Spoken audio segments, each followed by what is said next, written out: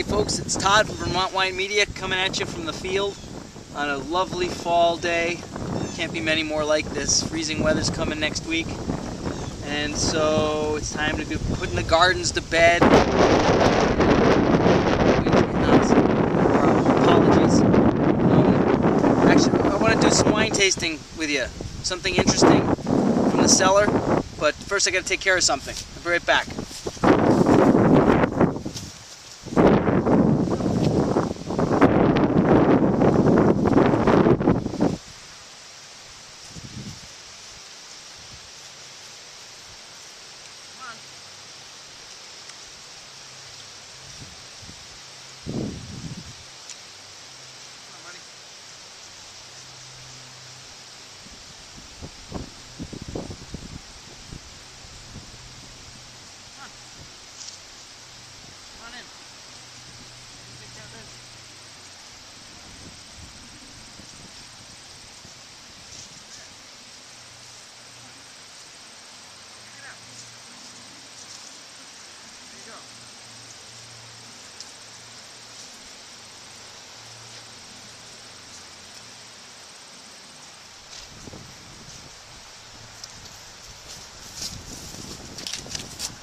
Okay, they've been wanting to get in here for a few weeks because the sunflowers are ripe.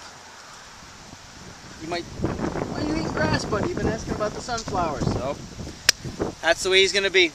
Anyways, okay, sorry about that, folks. It's that end of the, like I said, we got to put the gardens to bed, and we put the donkeys in here. They do some brush hogging and some manure making, which is nice. And so I thought it was kind of appropriate to dip into the cellar. I have one bottle left of the Donkey and Goat Winery's Syrah that I picked up a few years ago and have been sitting on. Josie, you're on the wrong side of the camera. Oh, please don't do it, girl. You went the wrong way. She'll be back. Anyways, where was I? Donkey and Goat Winery. Yes, these are folks I came across a couple years ago. Doing some research about biodynamic and natural winemaking, because I was particularly interested why I hadn't heard anybody talking about Masanobu Fukuoka, who was a Japanese agro-scientist that went back to the family farm and did some amazing stuff with companion planting and dry rice planting, and basically doing stuff without any use of pesticides. And I think it's the kind of thing that a lot of folks that are into the organic wine, the biodynamic wine, you ought to check out, because from a systems perspective, Fukuoka has some really interesting and simple ideas that were built from experience, not just because they came out of nowhere. And anyways, when I was doing the research, who popped up but Donkey and Goat Winery? And I thought, oh, that's pretty cool. We've got donkeys, we've had goats before. We'd like to have goats again, but if we needed to, if we were going to have goats, the fencing would have to look a little bit different. So, I heard a good recipe from Daniel Boulud for some poulet au vin that I'm going to make tonight with this. I'll take this in and do a gentle decamp. Josie, you want to know how to get over there, right? Are you going to say something? Come on, I'll be right back. Come on, girl. Come on.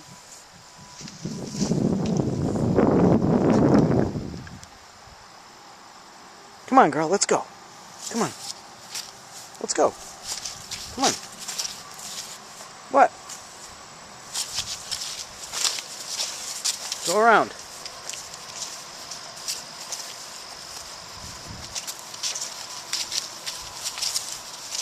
There you go, girl.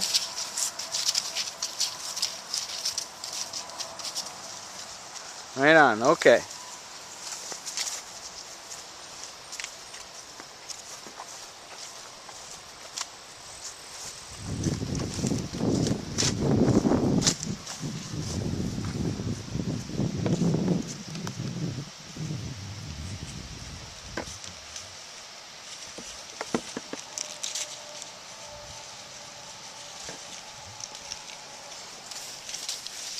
Okay, this is going a little longer than I expected.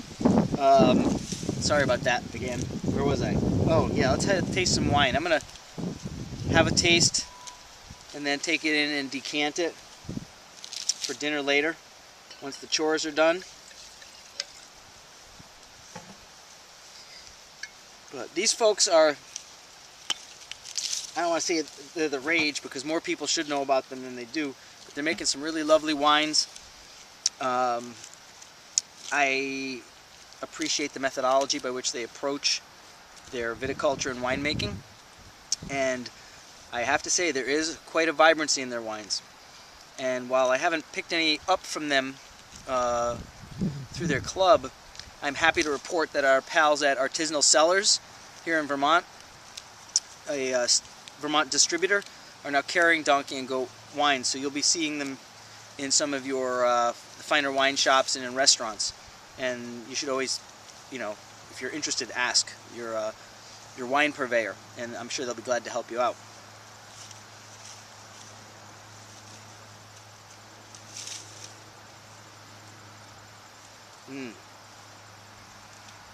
Savory, earthy, herbal.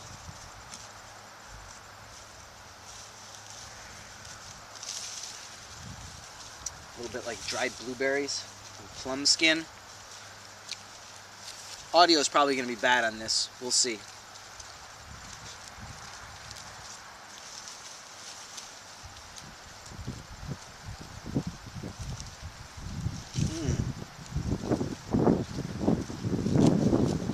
Very lively, very fresh. A little bit rustic on the center of the tongue. Tannins are a little bit grainy, but they explode with this fruit juice on the tighter side, like going towards cranberry or pomegranate, but not that tart. It has some of that quality. It's incredibly light for a wine that is reported to be 14.5% alcohol.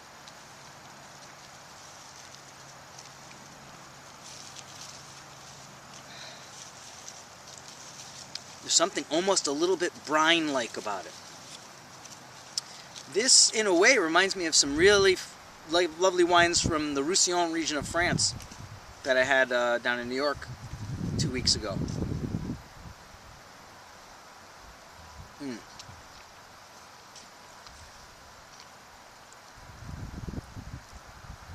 It's tight. That's going to open up with some air.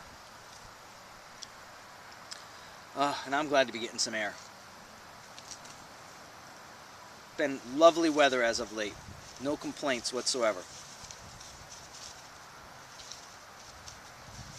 Alright, I guess I gotta get back to work. Cheers.